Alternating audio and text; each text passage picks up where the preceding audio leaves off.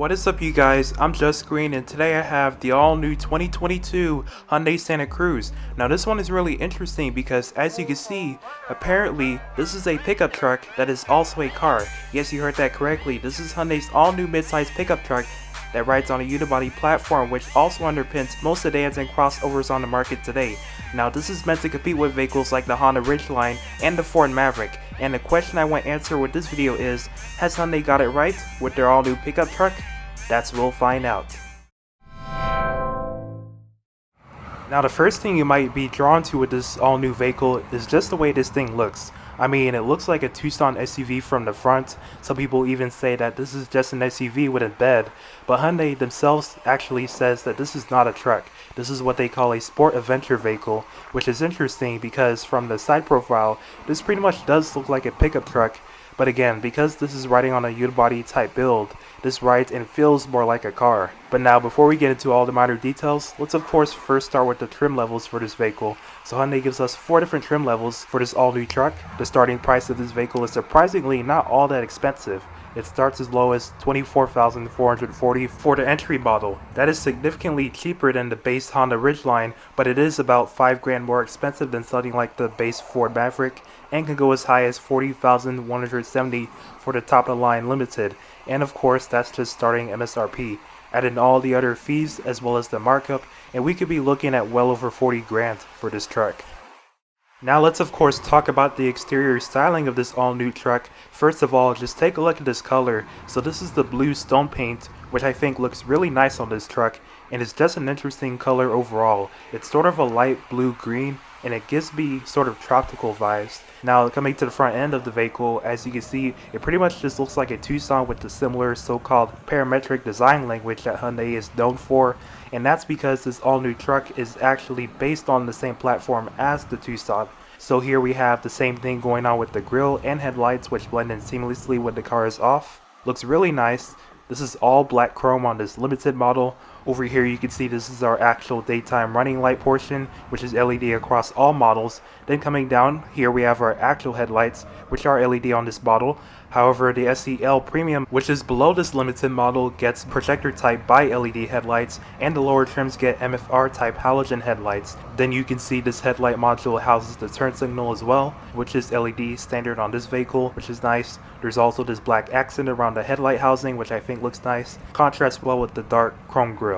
Now taking a look at the side profile of this vehicle, you can see really interesting styling here. Definitely stands out from other mid-size pickup trucks. You can see some of those geometric body lines which look pretty similar to the Tucson. In terms of overall length of this vehicle, it's listed at 195.7 inches long, and if you were cross-shopping this vehicle with something like the Honda Ridgeline or Ford Maverick, this is significantly shorter than those two, so this is one of the smallest offerings in the segment, so keep that in mind. Now walking up close, you can see we have blacked out roof rails, which is nice. Roof rails are available as an option on the SEL as part of the activity package for an extra $3,270, and standard on the SEL Premium and Limited trim levels. Now coming down, we have this black trim that goes towards the back of the vehicle. You can see it's also finished with this triangle pattern, which I think spices up the looks a bit, makes it feel more rugged. Coming over to our mirrors, they are of course going to be body colored with a built-in LED turn signal. They are also heated on every Santa Cruz but the base model. Then coming down, the triangle texture pattern continues with this black trim here, which again spices up the look. And then coming down to the actual wheels, these are 20 inches on this limited model here. However, every other trim level only gets 18-inch wheels. As for the tires, they're all-season Michelin 245 for the width with a 50% sidewall. As for the styling, I think it looks great on this truck. I feel like Hyundai has been making interesting designs that certainly stand out from the crowd, and these are no exception. Now moving over to the side, you can see we have more of the matte black trim across the side profile, and Hyundai also gives us these step-in bars because remember, this is a truck. And again, more of this triangular texture sort of trim, which looks nice and rugged. Then coming over here to our gas cap, it is a push button style, just have the vehicle unlocked. And as for the fuel capacity, this vehicle can hold up to 17.7 gallons of fuel. Unfortunately, Hyundai doesn't list the exact type of fuel, but I believe you should be just fine with putting in 87 regular gas. Now taking a look at the rear styling of this vehicle, you can see the taillights are LED standard, which is nice. You can see getting up close here to the taillights, they have like this sort of arrow design inside of them. They also kind of look like maracas. You know, those shaker instruments that were used in Caribbean and Latin music? That's what this reminds me of, so really interesting styling overall. And again, I love how they're LED standard on every Santa Cruz, so no matter which trim level you go, they are going to be LED. Some competitors decide to slip out on that and give you incandescent bulbs. So it's really nice that Hyundai offers that. Here in the middle, we have our dark chrome tailgate handle, which says Hyundai spelled out instead of just simply using the Hyundai emblem. You can see right under here is our backup camera, which is hidden nicely. Then coming down, we have our A-Track badge, which is basically Hyundai's fancy naming convention for their all-wheel drive system. And we also have this 2.5T badge, which means that this truck has a 2.5 liter turbo engine. Again, I wish Hyundai would just spell out limited right here. I think that would look much nicer. But what is interesting is that if you take a look at the bottom portion of the tailgate, you can see Santa Cruz is spelled out big and bold. And then down here, Hyundai gives us these bed lights, which is nice. However, keep in mind, the base model doesn't include these, and the actual exhaust pipe is located on the right side of the vehicle. As you can see there, no fake exhaust tips. Now as for the bed cover, we can just simply put it away by pressing this latch. And as you can see, it does slide back. And to fold down the tailgate, it's really simple. Just have your key on you and locate the button right under this latch. And as you can see, this is a multi-functional tailgate, which also prevents it from just slamming down.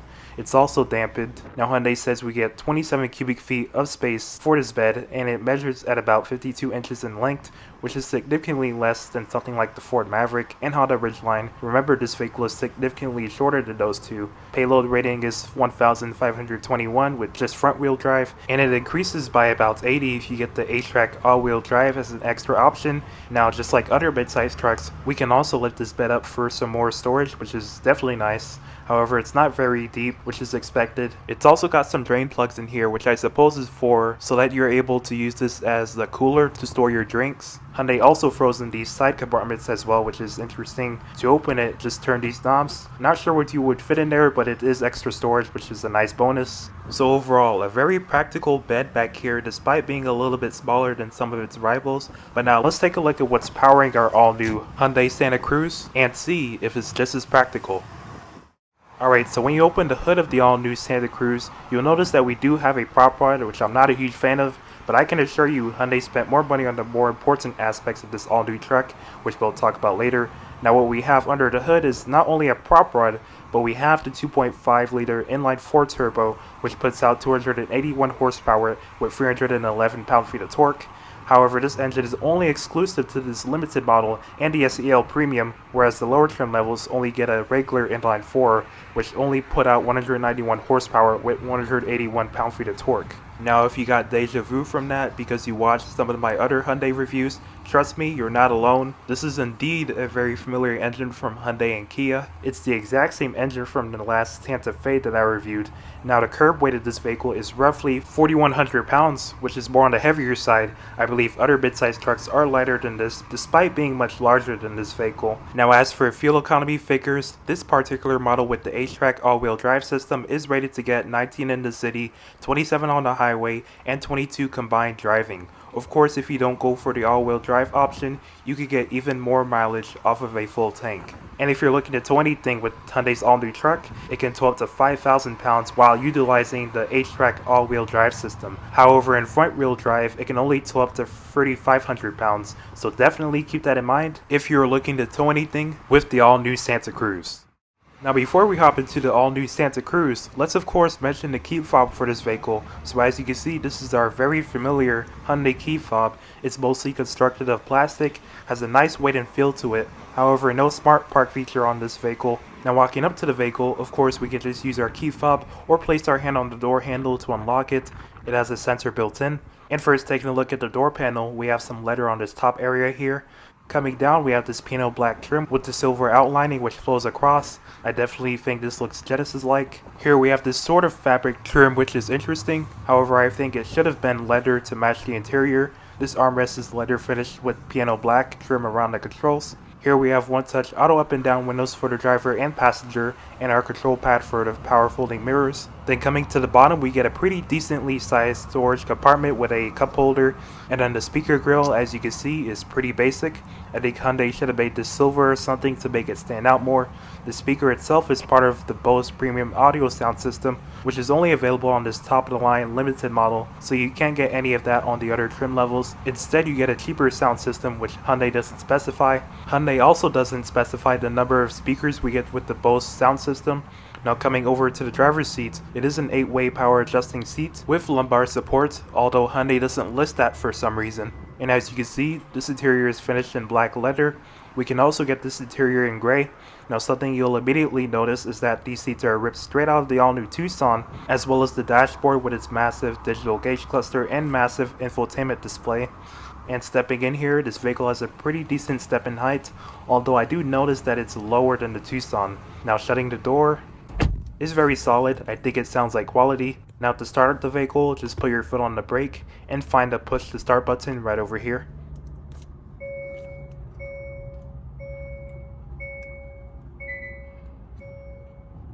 And the first thing you'll notice is this massive digital gauge cluster that fills up the entire area here. What we're looking at is a 12.25-inch display. This gauge cluster is optional with the activity package for the SEL and standard on the SEL Premium and Limited trim levels. The graphics are of course really sharp. It's the same exact experience that you would find on Hyundai's other modern vehicles, so we can scroll through a plethora of different information in the center here. And this does do a neat little animation when we switch between our drive modes. So we have normal, sport, smart, and snow. Now in addition, this Santa Cruz being the limited trim throws in a blind spot monitoring system. So basically when we put on our turn signal, these gauges will act as a camera that shows us a view of our blind spots. And of course it depends on which direction you're signaling to, but overall this is really nice. It's something you would expect to see in a luxury vehicle like Hyundai's own Genesis line of vehicles, and this is something none of the competition offers. Then moving up, of course we have illuminated sun visors, which are also detachable, and I like how these are black to match our black roofline, which is something you don't see often. Coming to our rearview mirror, it has sort of this frameless design which looks nice and sleek. The mirror itself is auto dimming, and we have some electronic controls at the bottom. Now if we come to the interior lighting module, you can see that we do have this control for a power sunroof to let some extra light in, which is available as part of the activity package on the SEL and standard on the higher trim levels. However, I'm kind of disappointed that this doesn't extend all the way back to the second row. As you can see, it doesn't go any further than the front seats, but it's still very nice that Hyundai offers a sunroof on this truck. Then moving down to the dashboard, it's all hard touch plastic. Here in the middle, we do have an actual speaker as part of the Bose premium audio sound system, which I was talking about earlier. Down here you can see we have more of this fabric trim from the door panel, which is interesting. It definitely looks premium, but I wish it was leather to match the interior. Coming to the steering wheel, it's made of leather. I think it has a nice feel and grip to it. We've got some silver accents on the spokes here.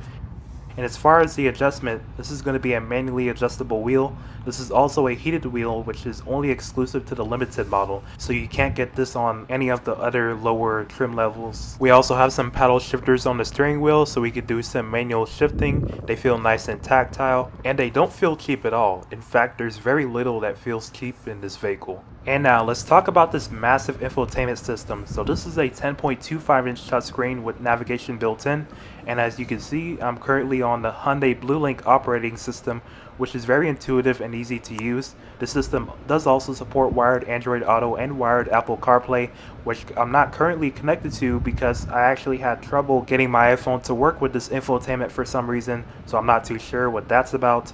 Hopefully this is just a defect with my particular model. But then coming down, you can see our climate control system is completely touch-based, which I know can be a pain to use sometimes, especially in cheaper vehicles, but I'm happy to report that's not really the case here. This is actually very responsive to the touch, and I could say that I haven't had any trouble using this system. Moving down, we have two USB ports as well as a 12-volt outlet and a spot for a cell phone which has a wireless charger built in. This is exclusive to the activity package and standard on the SEL Premium and Limited trim levels. Then coming to the center console, we have two cup holders, some piano black trim around this area. The shifter is obviously a traditional stick.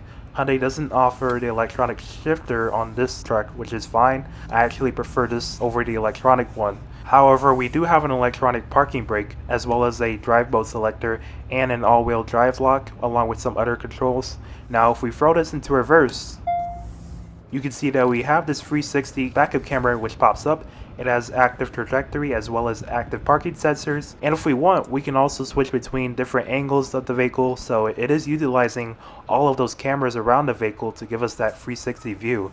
And here we can also change some advanced settings for the backup camera. So all in all, it's a very nice system to use. Again, this is one of the best that I've seen in the mainstream segment of vehicles. Hyundai and Kia continue to impress with this type of stuff. Here in the middle, we do have our heated and ventilated seat controls for the driver and passenger. Just a reminder that the heated seats are only available on the top of the line limited model, and the ventilated seats are available on every model but the very base one. Then the armrest is finished in leather.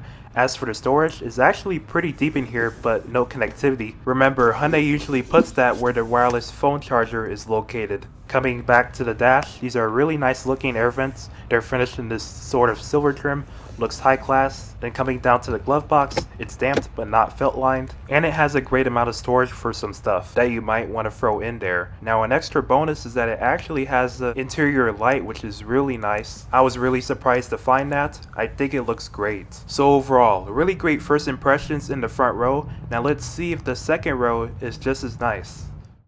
Now getting into the back row of the all-new Santa Cruz, first of all, the door panels have the same carryover materials from the front, so Hyundai didn't cheap out here.